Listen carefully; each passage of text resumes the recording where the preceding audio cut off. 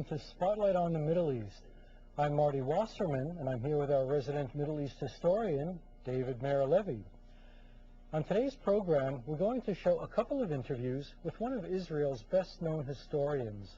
Michael Oren was born and raised in the United States, but he's lived in Israel for almost 30 years.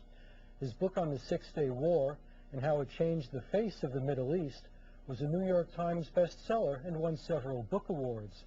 Mr. Oren is a former paratrooper in the Israel Defense Force who saw combat in the 1982 war in Lebanon. He served as Director of Interreligious Affairs in the government of Yitzhak Rabin and was an Israeli liaison officer with the U.S. Sixth Fleet during the First Gulf War. He's also served as an advisor to Israel's delegation to the United Nations. He holds a Ph.D. in Middle East history from Princeton University and is a senior fellow at the Shalem Center, a think tank in Jerusalem that includes some of Israel's top scholars and public figures. His newest book, which will be coming out very soon, deals with America's involvement in the Middle East from 1776 to the present. We caught up with Mr. Oren recently at the Moscone Center in San Francisco. David and I both interviewed him in separate interviews covering different topics, and we're going to show both of those interviews. My interview is slightly longer, so we're going to break it up into two segments. In this first segment, we discuss what Israel's goals should be in its conflict with the Palestinian Arabs and how Israel should deal with terrorists who use their own citizens as human shields. We also talk about the global public relations war being waged against Israel and how the Jewish state views its own future. Let's go ahead and roll that segment right now. But what is Israel seeking? Is Israel seeking to defeat its enemies, or is it just trying to achieve a stalemate in which they're still armed and they're still hostile, but they're just on the other side of this arbitrary line? Israel can't defeat the enemy. There are 300 million Arabs and only less than 7 million Israelis. Defeating them would be impossible.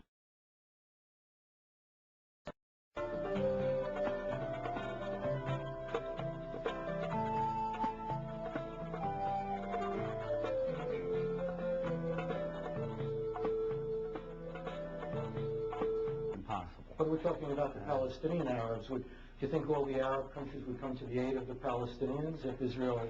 Even if the Arabs don't come to the Palestinians, and that's yet to be seen. We don't know what's going to happen internally in Egypt, which has a highly unstable internal politics, in Jordan and other countries. But we also face a situation where non-Arab Muslims may come to the Palestinian nation, in particular 70 million Iranians. And that is a very formidable force indeed. So we can't defeat all of these armies. What we can do is manage the conflict. We can manage the conflict by making an attack on Israel prohibitive in terms of human costs for the other side. What if the other side doesn't care about the human cost? They've already shown they're perfectly willing to sacrifice any number of their own people to get the Jews. It is a good point, Marty. But I personally think that you make the other side make the cost prohibitive by exacting the price not from the terrorists, but from the people who are giving the orders to the terrorists. So, the terrorists, the leaders of Hamas, leaders of Islamic Jihad, and Hezbollah are very good at sending other people's children out to commit suicide bombings. They don't like it when they themselves are the target. They're not volunteering themselves. You don't see Hassan Nasrallah volunteering to blow himself up, or Ismail Haniyeh volunteering to blow himself up. They're very good at sending other people. We have to make those individuals pay the price. Now, one of the strategies that the terrorists have is to embed themselves among civilian populations. If Israel wants to hit the leaders of these organizations, it's going to have to set aside its concern for Arab civilians. Is it prepared to do that? You can never guarantee. Definitively against collateral damage, as it's called. The popular euphemism of collateral damage. But how important is it? And the Arab side goes out of its way to kill Israeli civilians. They target them.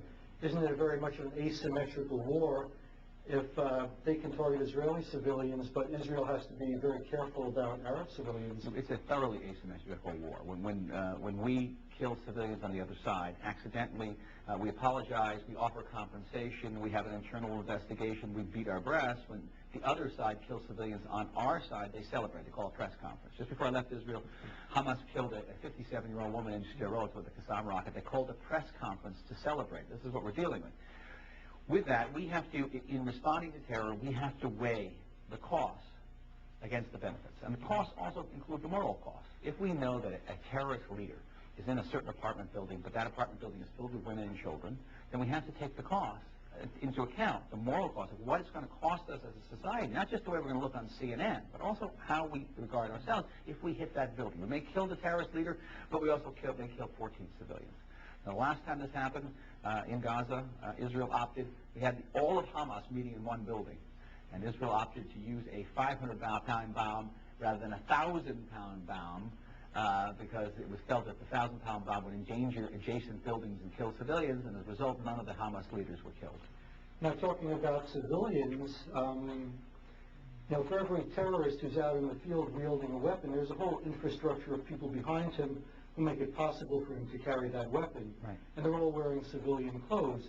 So if Hamas is holed up in a building with civilians, would it be reasonable to assume that all those people are Hamas supporters and part of the infrastructure that enables them to do what they do?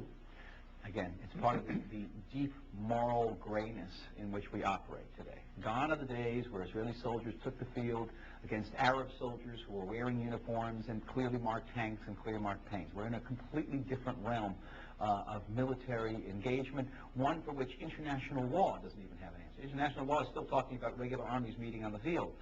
On a purely moral plane, the Israeli army, Israeli soldiers go into battle. Every single one of them carrying a laminated card in their left breast pocket.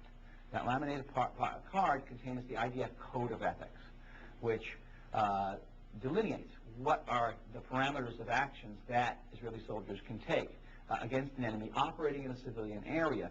And the basic criteria is that you can use your gun to kill a terrorist who's hiding among the civilians if you can assure yourself to the maximum ability that you've done everything possible to avoid civilian casualties, and that by not killing this terrorist you'll be endangering yourselves and other Israelis. That's the basic criteria. Now, is Israel giving a message then that there's no cost to civilians for supporting the terrorists because they, excuse me, because they will pay no price? So that simply encourages them to do it more. I would agree with you, by the way. I think that Israel has a right to exact a price from a Palestinian population that votes for Hamas. The prevailing opinion in the world today in the United States, and even among many Israeli intellectuals, is that Israel's at war with terror and not at war with the Palestinian people, which creates an asymmetrical situation right there, because the Palestinian people certainly view themselves at war with us, and not just with the Israeli army. Isn't their entire culture, their entire educational system, their entire mass media designed to inculcate hatred of Israel, hatred of Jews, and to glorify blowing yourself up if it will result in the death of Jews? I don't know if the whole educational establishment is dedicated to that, but a sizable portion of it is indeed. And I feel that we're empowered, and therefore, if we find that there are broadcasts that are calling for blowing up Jews, that we're perfectly entitled to destroy that television station, for example. Let's change pace a little bit. Israel now has a policy of trying to strengthen Mahmoud Abbas, the head of Fatah, as a counterweight against Hamas. Is Abbas really a counterweight against Hamas, or is this basically a good cop, bad cop routine in which they both want to destroy Israel, but Abbas is clever enough to pretend to be interested in peace in order to extract free concessions? I don't think Mahmoud Abbas, as heart of hearts, wants to live side by side with the state of Israel permanently in a condition of indefinite peace. I think Mahmoud Abbas still subscribes to the 1974 PLO Phases program, which calls for the creation of a Palestinian state in the West Bank and Gaza. It's the first stage.